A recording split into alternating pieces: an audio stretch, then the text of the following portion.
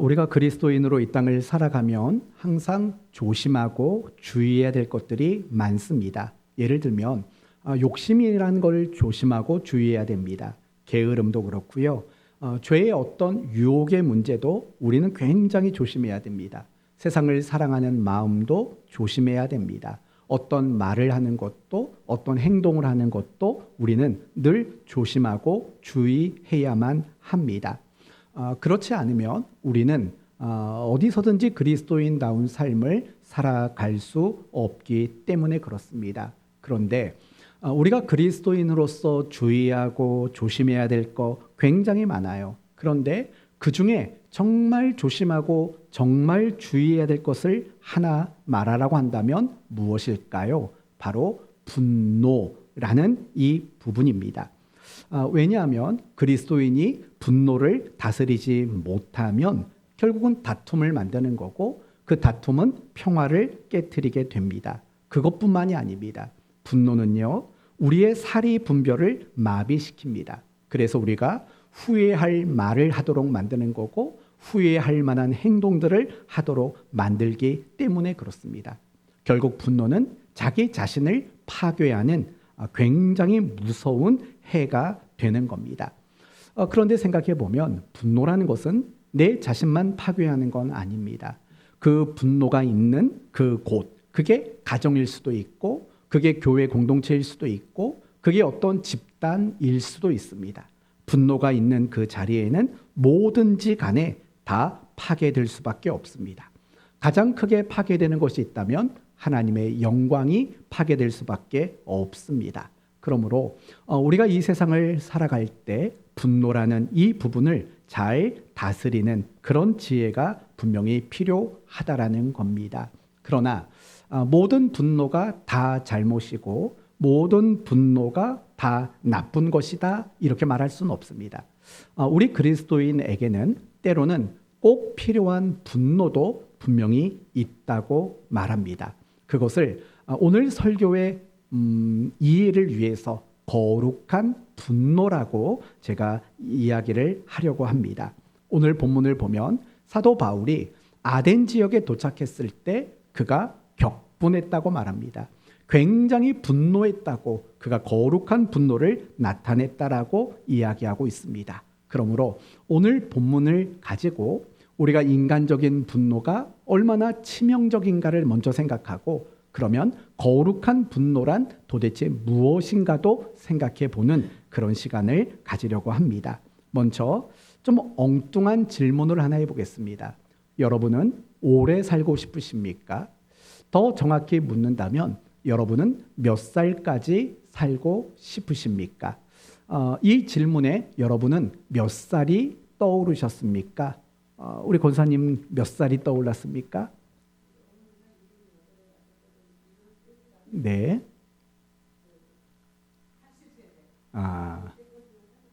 그렇군요. 저는 마음에 딱 정해놓은 나이가 있습니다. 정확히 100살입니다. 저는 100살을 살아야 됩니다. 그리고 저희 아내도 100살을 살아야 됩니다. 왜 그러냐면 저희 딸과 약속했기 때문입니다. 저희 딸이 엄마 아빠는 100살까지 꼭 살아야 돼요. 왜냐? 자기는 외동이라서 내 옆에 있어줄 사람이 없으니까 이렇게 이야기를 하더라고요. 그럼 어떻게 됐든 간에 100살은 꼭 살아야 합니다. 아마도 여러분 모두도 건강하기만 하다면 누구나 다 오래 살고 싶은 마음을 가지게 될 것입니다. 그러면 여러분이 정말 오래 살기를 원하신다면요, 분노하지 말아야 된다고 합니다. 세계에는요, 정말 장수하는 마을이 한 4곳 정도 있다고 합니다. 다른 지역 사람들보다 오래 사는 마을이 한 4곳 정도 있대요. 그 중에 한 지역이 히말라야 산자락에 있는 훈자 마을이라는 곳입니다. 이곳 사람들은요, 다른 지역의 사람들보다도 월등히 오래 산다고 합니다. 그러면 그들은 왜 오래 살까 봤더니요, 몇몇 가지 이유가 있는데 그 중에 첫 번째는 그들이 욕심이 없다라는 거예요. 욕심이 없대요. 그리고 또 하나는 굉장히 맑고 깨끗한 물을 마시며 산다라는 거예요. 그리고 세 번째는 그들이 고산 지역에 살기 때문에 원하든 원하지 않든 뭐가 많이 될까요? 운동이 많이 되는 거예요. 그리고 끝으로 그들은 분노를 하지 않는다라는 거예요. 쉽게 화를 내는 그런 일들이 그들에게는 없다라는 거예요. 그래서 그들이 오래 산다라고 이야기하는 것 같습니다. 그런데 반대로 생각해 보면 오늘날 의학에서도 그런 얘기를 해요. 분노하는 사람들은 사실은 건강하지 못하게 된다라고 이야기를 해요. 왜냐하면 분노하면은요, 심장 질환이 생기고 혈관 질환이 생기고 소화 질환이 생기고 다양한 호르몬 질환들이 생기기 때문에 그래요. 적어도 화를 내지 않는 사람보다 5배 이상 더 나빠질 확률이 굉장히 많다고 합니다. 그리고 또 한 가지는 분노를 많이 하는 사람은 뇌의 기능에 문제가 생긴다라는 거예요. 그래서 적절하지 못한 행동과 적절하지 못한 말을 하게 된다라는 거예요. 여기서 우리가 알 수 있는 건 뭐냐면 분노하는 것은 결국 우리의 건강에도 해가 되는 거고 우리의 일상에도 반드시 해가 될 수밖에 없다라는 거예요. 심지어 분노는 우리의 생명도 건강도 단축시키는 굉장히 위험한 일이라는 거예요. 그런데요, 우리가 어떤 분노를 가질 때 그 분노는 나에게만 위해가 되는 것은 아니라는 걸 알아야 돼요. 여러분 한 번쯤 이런 얘기는 들어보신 적이 있을 거예요. 어떤 미국의 과학자가요, 사람이 이렇게 숨을 쉬면 그 숨에 수증기가 있지 않습니까? 물기가 있거든요. 보이지 않지만 한겨울에는 보이잖아요. 하고 내뱉으면 하얀 연기가 나와요. 그게 수증기거든요. 그걸 모아서 그걸 침전시키면 어떤 성분이 나온대요. 그런데 막 분노하는 사람들의 숨을 침전시키면 갈색이 나오고 막 우울해하고 슬픔 가운데 있는 사람들 그들의 숨을 침전시키면 회색이 나온대요. 그리고 굉장히 누군가를 사랑하는 그런 깊은 마음 속에 있는 사람들의 침전물은 분홍색에 가까운 색이 나온다고 말을 해요. 그러면서 어떤 얘기까지 나왔냐면 그 분노 속에 나온 그 갈색 침전물 그걸 모으고 축적해서 쥐에게 주사를 놨대요. 그런데 그 쥐가 어느 순간부터 병이 들더니 금방 죽어버렸대요. 뭘 의미하는 걸까요? 개인의 분노가 사실은 개인의 어떤 위해로 끝나질 않는다라는 거예요. 남에게도 위해를 가하게 된다는 거예요. 이런 의학 기록이 있어요. 뭐냐? 굉장히 분노심을 가지고 있는 산모가 아기에게 그 분노를 가진 상태에서 젖을 반복적으로 물리면은요, 아이에게 이상 증상이 나타나게 된다라는 거예요. 그러니까 이러한 것들이 굉장히 중요하다라는 거죠. 어쩌면 여러분은 에이 억지 아니에요? 라고 생각이 들 수가 있어요. 그러면 가장 쉽고 가장 보편적으로 확인할 수 있는 방법을 볼게요.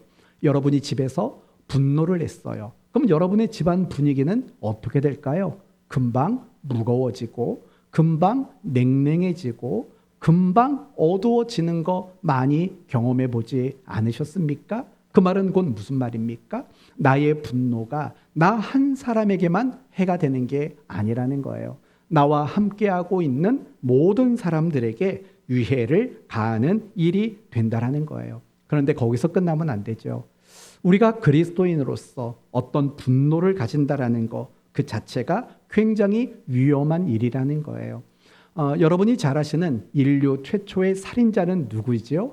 창세기 4장을 보면 가인이라고 말을 해요. 가인은 자기 동생을 쳐서 죽였어요. 최초의 살인자가 된 거예요. 그렇다면 여러분, 왜 가인은 살인자가 되었을까요?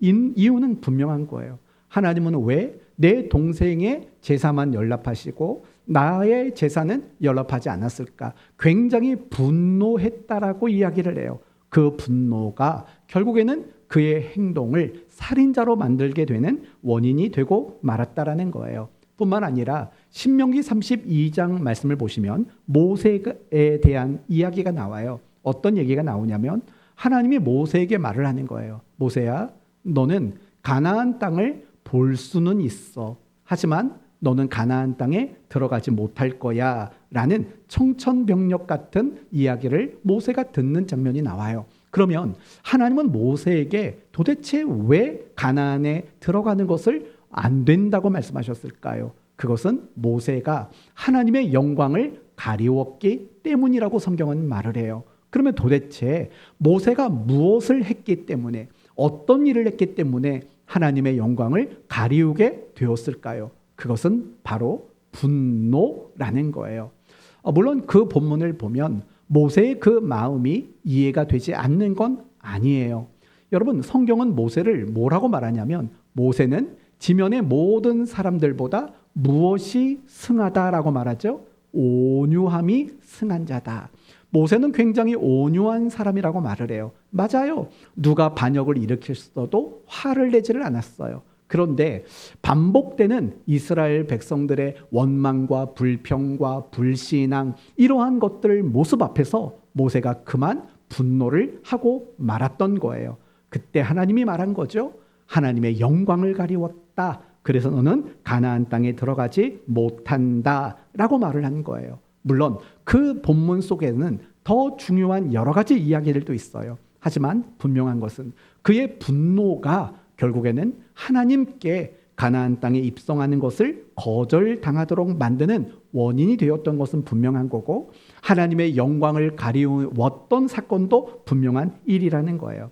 예수님이 체포당하실 때 베드로도 예수님께 엄청난 꾸중을 들었어요. 왜 꾸중을 들었을까요? 그가 칼을 빼내어 분노했기 때문에 그래요. 그럼 이제 우리 자신을 생각해 봅시다. 여러분 가운데 분노하지 않는 분 계십니까? 여러분 가운데 화내지 않고 살아가는 분은 혹시 계십니까? 사실은 이 질문 앞에 아무도 떳떳할 수 없을 겁니다.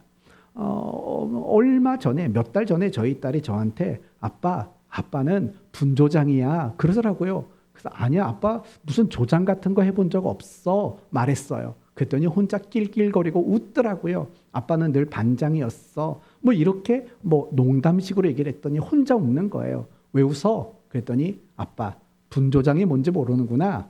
뭔데? 분노 조절 장애. 저희 딸이 저한테 그렇게 얘기를 하더라고요. 모든 사람은 다 분노, 또 이 일 앞에 자유할 수 있는 사람은 없어요. 그리고 중요한 것은 자유할 수 없기 때문에 사람들은 분노 때문에 감정과 삶이 흔들리고 신앙까지 흔들리는 이런 경험들을 늘 반복하며 살아가고 있다라는 거예요. 그게 바로 분노가 우리에게 끼치는 위해라는 거예요. 그래서 성경은 우리에게 늘 뭐라고 말하냐면 잠언서 12장 16절에 이렇게 말하죠. 미련한 자는 분노를 당장에 나타내거니와 슬기로운 자는 수욕을 참느니라. 무슨 말하는 걸까요? 분노하지 말라고 말하는 거예요. 에베소서 4장 26절 이하에는 이런 말이 나와요. 분을 내어도 죄를 짓지 말며 해가 지도록 분을 품지 말고 마귀로 틈을 타지 못하게 하라. 여러분, 이 구절을 보면은요, 우리가 마음에 분노하는 거, 우리가 분이 생기는 거, 그 자체를 굉장히 죄악시하고 있지 않다는 걸 우리는 알 수 있어요. 분조차 품지 말라고 성경은 이야기하지 않았거든요. 마음에 분을 품어도 그것을 하루 이상 지나가지 않도록 하라고 성경은 그렇게 이야기해요. 어떤 면에서는요, 우리가 갖게 되는 다양한 감정 속에는요, 분노라는 감정도 있어요. 그리고 중요한 것은 그 분노라는 감정도 하나님이 우리에게 주신 감정 중에 하나라는 거예요. 그런데 중요한 건 뭐냐? 그 분노로 인해서 어떤 죄가 뒤따라오지 않도록 만들라는 거예요. 그래서 하루 이상 분을 품지 말아야 된다라고 성경은 우리에게 그렇게 가르쳐주고 있는 거예요.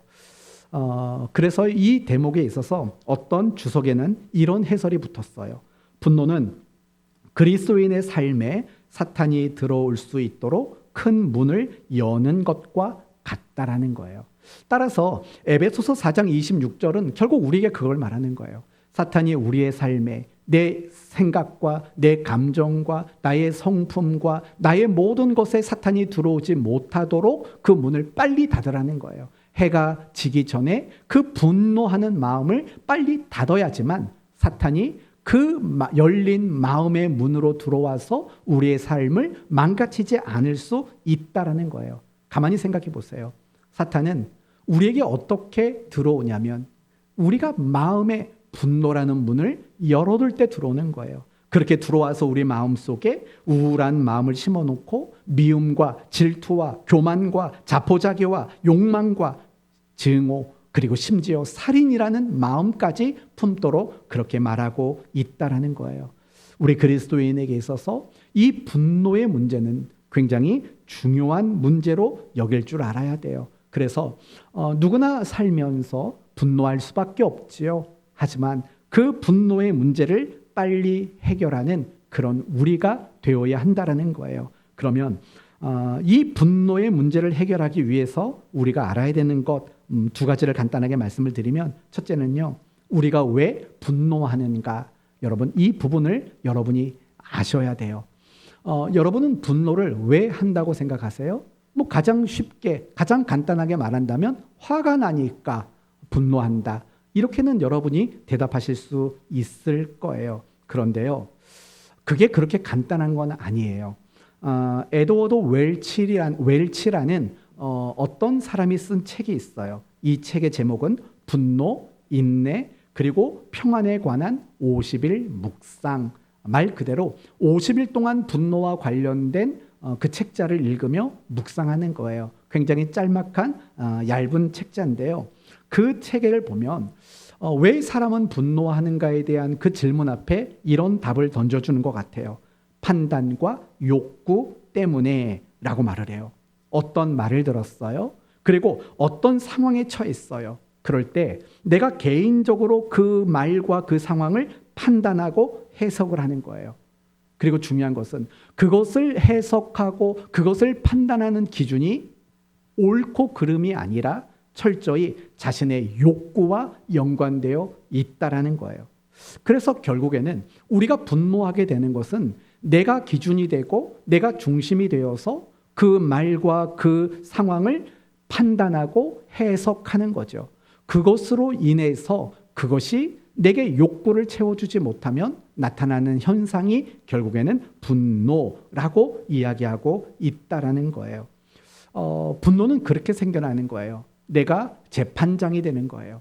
내가 재판장이 되어서 그 상황에서 어떤 것이든 내 스스로 판결을 하는 거죠. 그리고 그 판결이 결국은 나의 욕망과 나의 욕구, 이러한 것들이 중심이 되고 근거가 되는 거예요. 그래서 분노가 일어나게 되는 거죠. 그러면서 무슨 말을 했냐면 이 웰치라는 사람이 이렇게 말했어요. 분노는 유일한 재판장이요 입법자 되신 하나님의 자리를 넘보는 곳이고 그 자리에서 다스리시는 하나님의 통치 방식에 반역을 일으키는 행위다 라고 말을 하는 거예요. 그래서 분노가 일어나게 된다라는 거예요. 또 한 가지, 제가 굉장히 존경하는 한 목사님이 있습니다. 제 설교 사역에 가장 큰 영향을 미친 분이신데 그분이 분노와 관련해서 이런 말을 했어요. 우리가 분노를 멈출 수 있는 방법은 무엇인가를 깨달아야지만 분노를 멈출 수 있대요. 그 무엇인가가 뭘까요? 그것은 이거예요. 내가 아무리 분노해도 바뀔 건 없다라는 사실을 깨달지 못해서 분노를 한다라는 거예요. 이런 뜻인 거예요. 사람이 왜 분노하는 줄 아십니까? 착각과 오해 때문에 그래요. 무슨 착각과 무슨 오해입니까? 내가 화를 내면, 내가 분노를 내면 모든 게 달라질 거라는 착각과 오해 때문인 거죠. 가장 쉽게 찾아볼 수 있는 케이스는 여러분이 자녀를 키울 때 있었을 거예요. 여러분 자녀들에게 분노해요. 그러면 우리가 왜 분노하는 줄 아십니까? 겉으로는 내가 어떤 기분 상함이 있기 때문에 분노하는 것처럼 보여요. 하지만 그 분노가 이 아이를 고칠 거라는 그런 잘못된 착각과 기대를 가지고 있기 때문이라는 거예요. 그러나 그분은 그렇게 말하는 거예요. 사람이 분노하지 않으려면 분노가 아무것도 바꿀 수 없다는 것을 깨달아야지만 비로소 분노하지 않게 된다는 거예요. 그래서 사람이 나이를 먹다 보면 그렇게 좀 바뀌어가는 이유가 그걸 깨달아서라는 거예요. 그렇게 분노를 젊은 시절에 많이 했는데 나이가 먹다 보면 분노가 없어지는 거, 사그라드는 게 분노해도 달라지는 게 없다는 것을 인생을 통해서 배웠기 때문이다. 그렇게 설명하는 대목을 들어본 적이 있어요. 결국에는 그런 거예요. 우리가 이런 분노의 문제는 결국 내가 재판장이 되는 거예요. 그리고 분노하면 뭔가 달라질 거라고 생각하고 있기 때문이라는 거예요. 그러므로 성도 여러분, 그것이 착각이고 그것이 오해라는 것을 알아야 우리 안에 있는 분노의 문제를 해결할 수 있어요. 물론 우리의 힘만으로는 분노의 문제를 해결할 수 없어요. 내 분노를 가지고 하나님 은혜의 자리로 우리는 나가야 돼요. 하나님 앞에 내 마음의 분노의 문제를 가지고 여러분은 기도하시고 하나님이 만져주시기를 간구하는 그런 우리가 되어야 한다라는 거예요. 어떻게 그렇게 해보셨습니까? 여러분의 마음에 분노가 치밀어 오를 때 그 분노를 가지고 하나님 앞에 가지고 나가서 이 분노의 마음을 만져주십사, 그렇게 기도하고 여러분의 그 분노를 하나님의 은혜의 자리 앞에 내려놓는 그런 경험들을 해보셨습니까? 물론 해보셨을 거라고 생각합니다. 그리고 앞으로도 그럴 수 있는 여러분이 되셨으면 좋겠습니다. 분노는 내 자신을 위해 합니다. 분노는 나와 함께하는 사람들을 위해 합니다. 그리고 분노는 그리스도인다운 삶을 방해하는 결정적인 요인이 될 수밖에 없습니다. 그러므로 내가 중심이 되어 재판하고자 하는 마음 내려놓고, 그리고 분노가 아무것도 고칠 수 없다는 사실을 깨달으시고 하나님의 은혜 앞에 우리의 모든 분노를 내려놓을 수 있는, 그래서 분노를 잘 다스려갈 수 있는 여러분 모두가 되시기를 바랍니다. 이제 오늘 본문을 간략하게 생각해 보려고 합니다. 오늘 본문은 바울이 베레아를 떠나 아덴이라는 곳에서 사역했던 이야기를 소개합니다. 16절을 보시면 우리가 중요하게 생각하는 주제가 나오죠. 바울이 아덴에서 그들을 기다리다가 그 성에 우상이 가득한 것을 보고 마음이 뭐했대요? 격분하여 라고 말해요. 정말 막 불이 치솟는 것처럼 그 마음에 분노가 일어났다라고 이야기해요. 이유는 뭡니까? 이 아덴에 뭐가 너무 많아서 그렇죠? 우상이 너무나도 많았기 때문에 그래요. 당시 아덴에서는요, 이런 말들이 유행했대요. 한 사람을 만나는 것보다 우상 하나를 만나는 게 더 쉬웠다. 이렇게 말을 할 정도로, 그럼 무슨 말이냐? 아덴 지역에 살고 있었던 사람의 숫자보다 뭐가 더 많았다는 거예요? 우상들이 훨씬 더 많았다라는 거예요. 심지어 그들은 어떤 우상까지 가지고 있었냐면 23절 말씀을 보시면, 23절을 보시면 내가 두루다니며 너희가 위하는 것들을 보다가 정말 기가 막혔다는 거예요. 왜요? 알지 못하는 신에게 라고 새겨진 단을 봤대요. 알지도 못하는 신을 위해 제단을 만들어 놓을 정도로 그들은 굉장히 우상이 만연되어 있었다라고 말하는 거예요. 바울은 그래서 격분한 거예요. 그래서 바울은 분노한 거예요.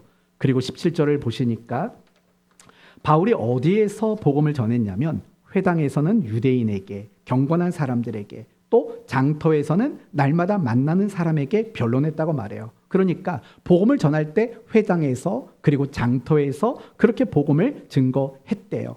그러면서 18절 말씀을 보면 우리가 학창 시절에 배웠던 교과서에 나왔던 이야기가 나와요. 18절, 어떤 에피쿠로스와, 이 사람은요, 이 부류들은 어떤 부류냐면 굉장히 욕망과 쾌락을 추구하는 사람들이에요. 그런데 그 다음에 스토와 철학자들, 이 사람들은 정신과 내면과 금욕, 이런 것들을 추구하는 그런 사람들이에요.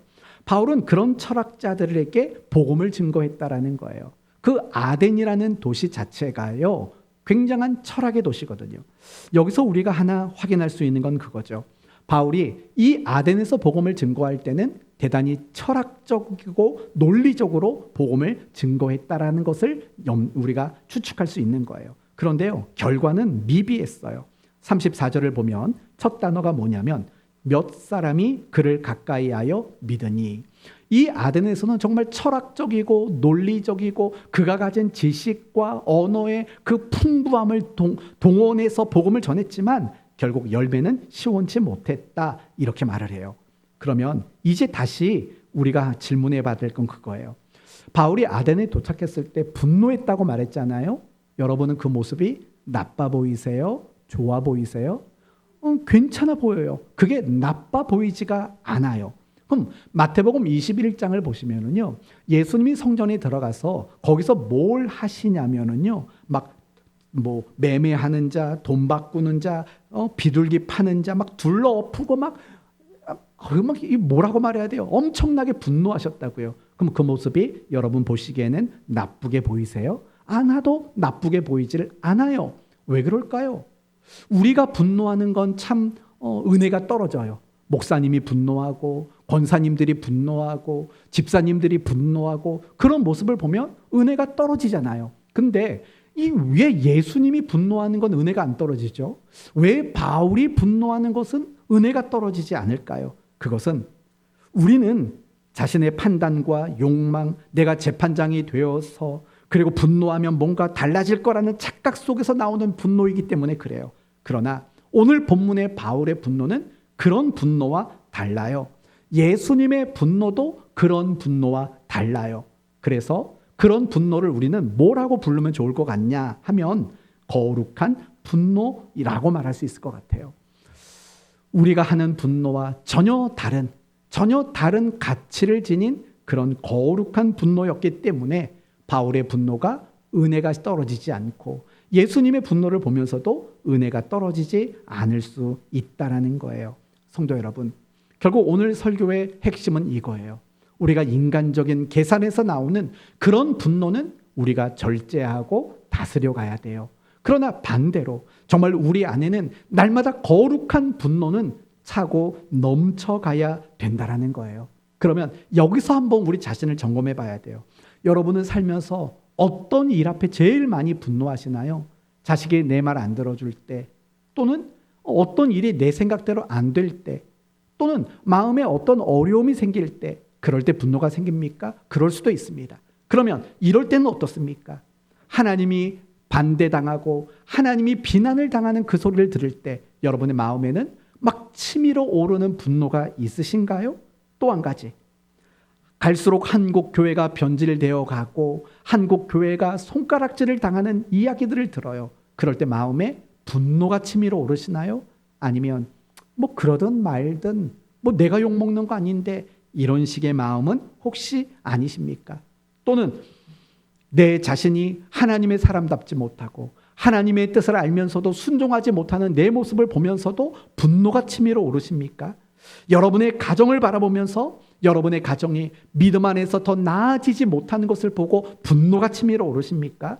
우리 교회가 더욱더 더 말씀이 풍성해지지 않고 제자리 걸음하는 것 같아서 그런 모습이 여러분의 마음속에 분노로 치밀어 오르십니까? 이런 거룩한 분노가 여러분의 마음속에 있는지 생각해 보십시오. 있었으면 좋겠고 있었으리라고 저는 생각합니다. 그런데 중요한 건 지금부터입니다.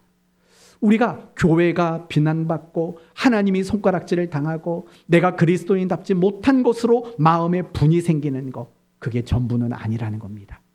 그렇게 분이 생기는 것에서 멈춘다면 그것은 진짜 거룩한 분노라고 말할 수 없다라는 거예요. 그러면 거룩한 분노란 뭔데요? 내가 지금 분을 내고 있는 그 일 앞에 내가 대가를 지불하는 거고, 내가 분을 내고 있는 그 일 앞에 내 인생을 내던질 수 있는 것이 진정한 분노라는 거예요. 이 부분을 예를 들어 설명해 볼게요. 오늘 본문의 바울을 보십시오. 아덴의 우상이 가득한 걸 보고 분노했어요. 그 분이 차는 것으로 끝났습니까? 아닙니다. 회당을 찾아가고 장터를 찾아가고 각기 다른 철학자들을 찾아가고 자기가 동원할 수 있는 모든 것을 동원해서 복음을 증거했다고요. 대가를 지불한 거고 자신을 내던진 거라고요. 그게 바로 거룩한 분노예요. 예수님은요, 예수님의 성전이 시장이 되고 장터가 된 걸 보고 분노했어요. 거기서 끝났을까요? 분이 차오르는 것으로 끝났을까요? 아니에요. 그 성전을 회복하기 위해서 자신을 십자가에 못 박아 내던지는 자리로 예수님은 나가셨다라는 거예요. 다윗을 생각해 볼까요? 다윗은 골리앗이 조롱하는 소리를 듣고 분을 품었어요. 하나님을 조롱했고 하나님 백성된 이스라엘을 조롱했어요. 마음에 분이 생겼어요.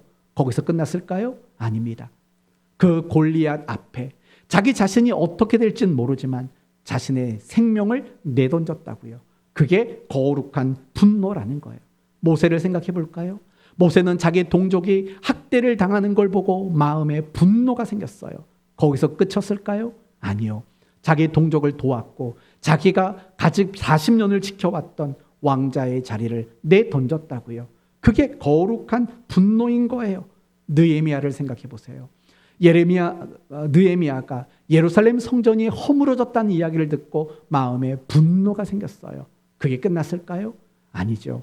예루살렘에 돌아와서 자신의 인생을 걸고 예루살렘을 재건하는 그 일들을 했다고요. 그게 바로 거룩한 분노인 거죠. 여러분이 잘 아시는 밥 피어스라는 월드 비전의 창시자가 있어요. 이 사람이 어느 날 길거리에서 이런 장면을 봤어요. 배고파서 음식을 배식받는 긴 줄을 봤어요. 그런데 갑자기 그 긴 줄 안에서 어린아이 하나가 쓰러져서 죽고 말았어요. 굶어 죽은 거예요. 마음에 분이 생겼어요. 왜 이 어린아이가 이렇게 굶어 죽어야 하는가? 마음에 분노가 생겼어요. 거기서 멈췄을까요? 아닙니다. 이 피어스라는 사람은 이제 자신의 남은 인생을 이렇게 가난하고 먹을 것이 없는 어려움을 당하는 사람들을 위해 자신의 인생을 내던졌어요. 그리고 만든 것이 월드 비전이라는 거예요. 여러분이 잘 아시는 종교개혁자 루터를 생각해 보세요. 아니, 왜 사제들만 성경을 볼 수 있어? 왜 사제들만 라틴어로 된 성경을 가지고 왜 우리는 보지 못해? 사람들은, 일반 성도들은 보지 못해. 분을 품었어요. 거기서 끝났을까요? 아닙니다. 종교개혁을 일으키는 일에 자신의 생명과 자신의 인생을 내던졌다라는 거예요. 이게 거룩한 분노예요. 내가 어떤 일을 보고 마음에 분을 품는 게 거룩한 분노가 아니에요. 그 일을 위해서 내 삶을 던지고 내 인생을 던지고 내가 귀하게 여기는 것들을, 그 일들을 위해서 내던질 수 있는 게 거룩한 분노인 거예요. 마음에 분노만 생기고 아무것도 하지 않는다면 정말 죄송하지만 그거는 내가 신앙이 좋은 사람이라고 그냥 포장하는 행위에 불과하고 그건 가식에 불과해요. 여러분의 마음이 하나님 때문에 분노가 생긴다고 그걸 거룩한 분노라고 생각하지 마세요. 아무것도 하지 않는 채, 나는 아무런 대가도 지불하지 않은 채 그저 분노만 갖는 거는 여러분 개인적인 감정의 분노와 그다지 다르지 않다라는 거예요. 사랑하는 성도 여러분, 지금 여러분은 무엇에 분노하고 계십니까? 누구를 보고 분노하십니까? 어떤 일을 마주하며 분노하십니까? 어떤 상황에 분노하십니까? 중요한 것은 여러분이 지금 분노하고 있는 그것을 위해 여러분의 인생을 던지고 있는지를 고민해 보셔야 한다라는 거예요. 저는 저와 여러분 모두가 거룩한 분노를 가진 사람이 되었으면 좋겠습니다. 왜냐하면 하나님은 정말 거룩한 분노를 가진 사람을 통해 하나님의 나라를 세우고 하나님의 교회를 세워가는 그런 분이기 때문에 그렇습니다. 우리 사랑하는 교회 안에 이런 거룩한 분노가 있었으면 좋겠습니다. 단지 아이고 교회가 왜 이래? 라는 그런 분노에만 멈춰 있지 마시고 그런 교회를 위해 기꺼이 헌신, 내 자신을 내던지는 자리까지 나가는 진짜 거룩한 분노를 가졌으면 좋겠어요. 그런 분노로 자신을 꾸미려고 하지 마세요. 그런 가식적인 모습으로 나를 거룩하고 훌륭한 성도라고 포장하지 마시고 정말 여러분이 분노하는 그 일에 기꺼이 여러분의 생명과 여러분의 인생까지 내던질 수 있는 그런 거룩한 분노를 가진 여러분이 되었으면 합니다. 이제 끝으로요. 그러면 우리 모두가 이런 거룩한 분노를 가지기 위해 필요한 것은 뭘까? 한마디로 말한다면 하나님의 마음을 가지는 일이라고 말할 수 있을 거예요. 하나님이 저 사람을 바라보며 어떤 마음일까? 하나님이 우리 교회를 바라보시면서 어떤 마음일까? 하나님이 우리 나라를 바라보면서 어떤 마음일까? 슬프지 않으실까? 눈물 나지 않으실까? 마음 아파하지 않으실까? 라는 이런 하나님의 마음을 품을 때 우리는 비로소 거룩한 분노를 가진 자가 되어질 수 있는 거예요. 오늘 본문을 보면 바울이 아덴에서 사역을 했을 때 그다지 열매가 많지 못했다는 걸 알아요. 뭐라고 표현했다고요? 34절을 보니까 몇 사람이 믿어라고 표현하고 있어요. 그렇다면 왜 바울이 아덴에서 사역을 했을 때 많은 열매를 맺지 못했을까요? 가장 기본적으로는 그들의 자세와 태도에 굉장히 큰 문제가 있었기 때문이에요. 이 부분에 대해서는 다음 주에 조금 더 자세하게 살펴보기로 하고, 그런데 저는 지금부터 좀 조심스러운 얘기를 해보려고 해요. 왜 조심스럽냐?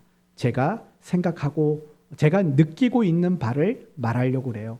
그래서 여러분이 제 말을 들으실 때 동의가 되지 않으면 동의하지 않으셔도 상관없어요.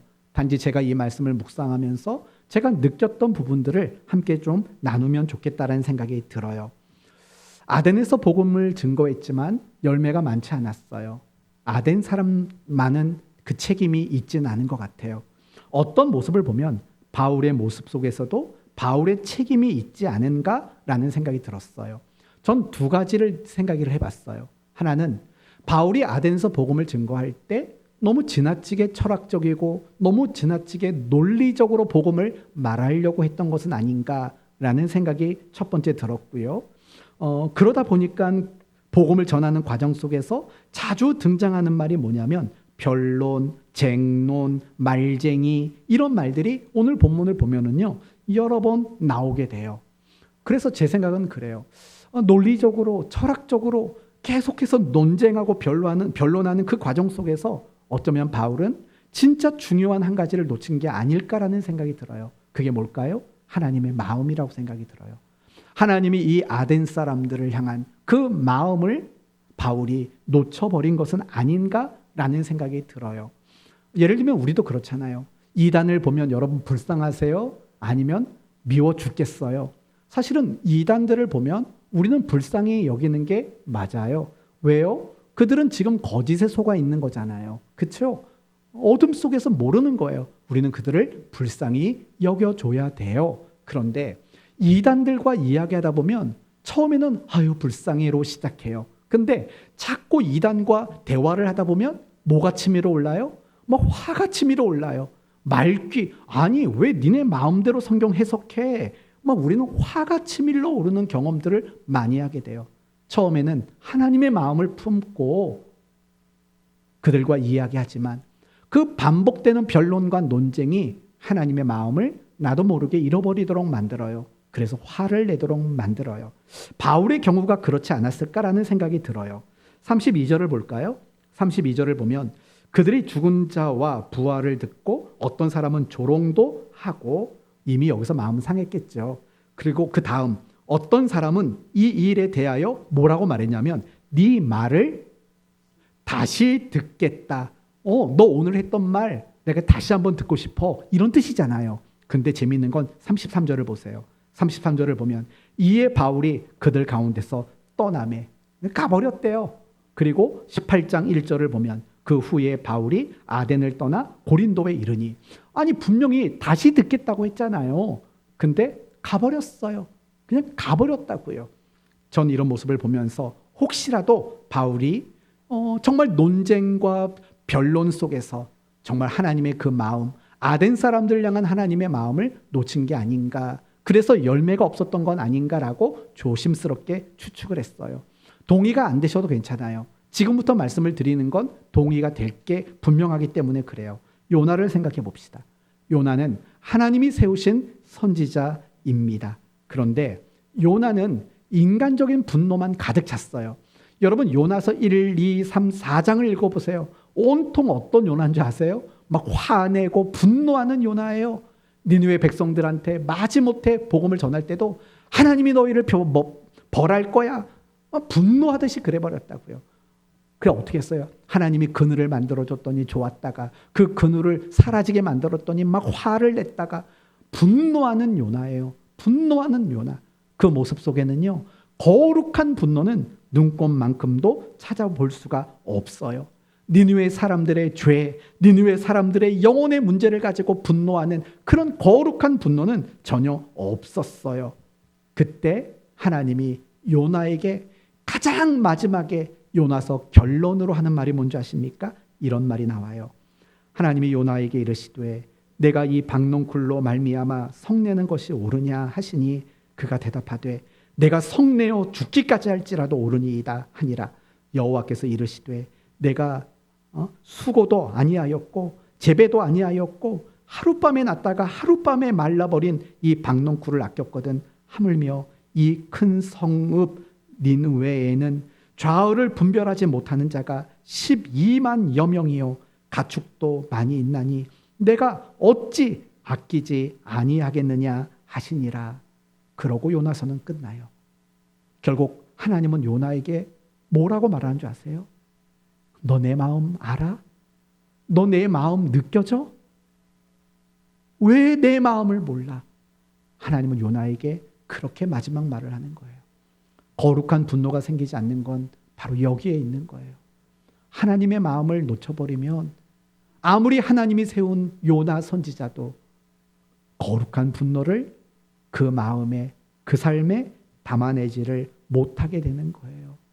지금 여러분의 마음 속에 정말 거룩한 분노가 생기고 그리고 그 거룩한 분노에 내 인생과 내 생명을 내던지지 못하는 것은 하나님 마음에 관심이 없기 때문에 그래요. 오직 내 마음만 중요하고 오직 내 마음만 소중한 거고 내 마음이 우선인 거죠. 그렇기 때문에 인간적인 분노는 갈수록 많아지지만 하나님의 마음에 동참하는 거룩한 분노는 우리 마음에 생겨나지를 못하는 거예요. 그래서 빌립보서 2장 5절은 이렇게 말한 겁니다. 너희 안에 이 마음을 품으라. 곧 그리스도 예수의 마음이니. 이 마음을 품을 때, 하나님의 마음을 품을 때 거룩한 분노도 생겨요. 그런데 신기하게 거룩한 평강도 함께 누릴 수 있게 돼요. 인간적인 분노, 세상적인 분노는 우리에게 평강을 주지 못해요. 노심초사하게 하고 뼈를 마르게 해요. 그러나 거룩한 분노는 신기하게 우리 마음에 진정한 평강을 가져다 준다라는 거예요. 이제 오늘 말씀을 마칠게요. 우리에게는 버려야 되는 분노도 있어요. 내가 재판장이 돼서 내가 판결을 하고 내가 모든 걸 점검하는 내가 중심이 돼서 나타나는 분노는 버려야 돼요. 그러나 하나님의 마음을 품고 그래서 생겨나는 거룩한 분노, 그 분노 앞에 내 삶과 내 생명을 내던지는 그런 분노는 우리가 반드시 품어야 돼요. 그러기 위해 중요한 것은 하나님의 마음을 품는 거예요. 저 사람을 바라보며 하나님은 어떤 마음인지, 교회를 바라보며 하나님은 어떤 마음인지, 그 가정을 바라보며 하나님은 어떤 마음인지, 그 하나님의 마음을 먼저 구하게 될 때 거룩한 분노도 그리고 인간적인 분노가 사라지고 참다운 평강이 회복되어지는 그런 일들이 일어나게 되는 겁니다. 그러므로 저는 여러분 모두가 언제 어디서나 하나님의 마음을 품고 거룩한 분노를 가지고 살아가는 여러분 모두가 되시기를 예수 그리스도의 이름으로 축원드립니다. 아멘.